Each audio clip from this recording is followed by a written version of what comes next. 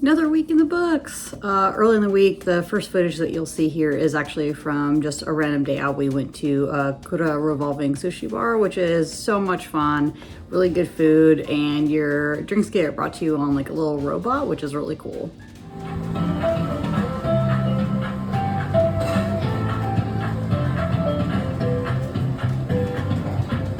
Hello, your order has arrived. Thank you for waiting. I'm going back. Call me if you need anything. Thank you. Bye. You can see his face.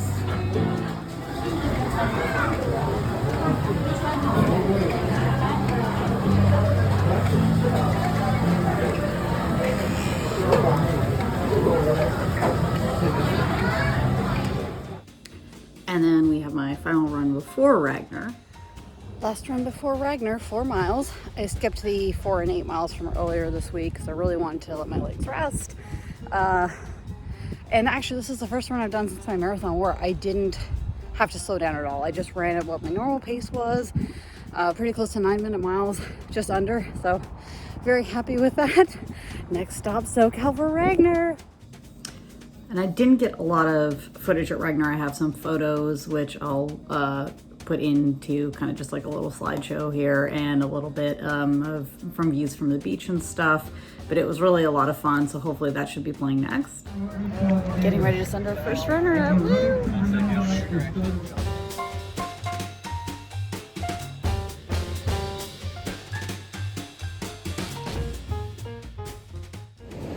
We've got our first runner out on our last set of legs, and we are meeting him at the exchange. This is where the exchange is.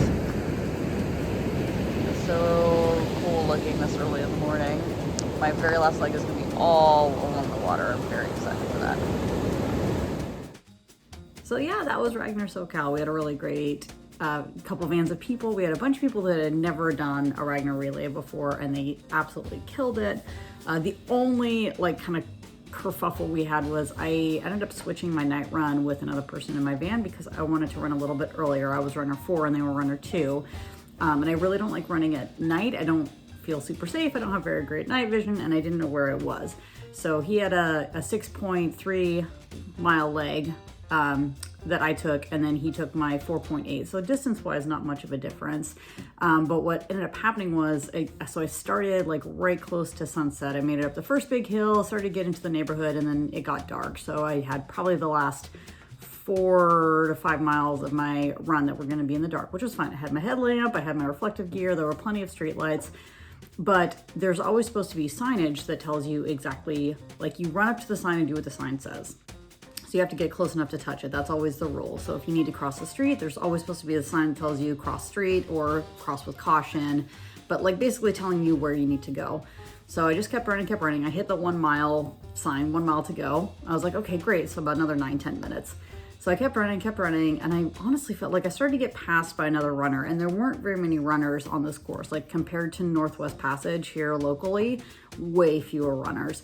But I kept running, and I started to get passed by this runner, and I thought to myself, it really feels like we should at least be seeing the exchange by now. So I looked down at my watch to see how far we had run. It said 6.42, and it was only supposed to be 6.3, and again, no sign of the exchange whatsoever.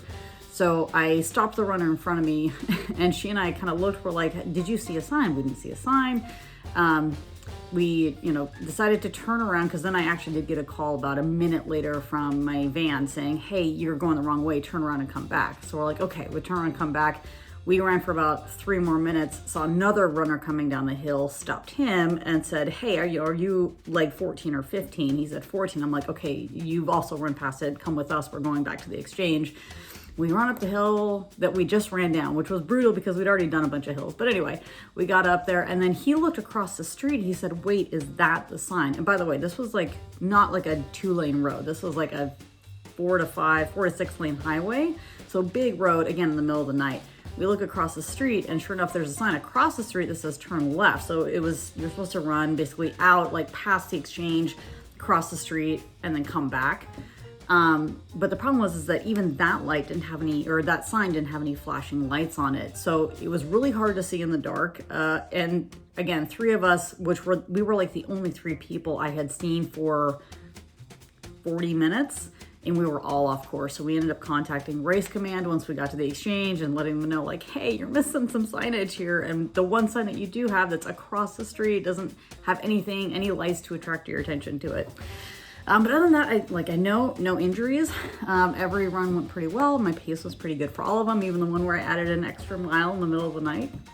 Didn't get any sleep, but it doesn't matter. It was still lots and lots of fun. And I'm hoping to do Northwest Passage in July as well. I've already kind of blocked the time off on my calendar and told my husband that I want to do it. And he doesn't love it. He doesn't love playing single parent for a few days, but he's happy to support me if it makes me happy. So yeah, that's pretty much it. It's Monday, so I have a little less than a week before my ultra. On Sunday, I'm planning on just doing 2 more runs, 4 miles either tomorrow or Wednesday, and then 2 miles on, I think, Friday probably. Maybe Saturday. You're supposed to do it the day before, but I honestly don't think it matters all that much. I may also have to run out at some point soon and get new running shoes because I feel like I've put a lot of miles on mine, especially now that I'm down one pair that I really can't wear for running because it gives me injuries. So we'll see. I may just try to power through these last essentially 3 runs and then buy a new pair afterwards, like, right after my birthday. So yeah, very excited for that. A little bit nervous, but hopefully looking for good weather. It might rain that day. If it does, I guess I'm just gonna get wet. But I hope wherever you are out there, you're having a great day. If you're watching this, if you have any questions about Ragnar, feel free to comment down below, ask whatever questions you like. Happy to answer them if I know the answer. I haven't done a lot of Ragnars. This was my 6th. But it's a lot of fun and it's super easy to get attached to a group or get assigned to a van. Most races, most Ragnars, if you're interested and don't really know anyone else is doing it, there are lots of like Facebook groups and stuff. So anyway, hope everyone's out there is having a great day and we'll see you again after the 50K.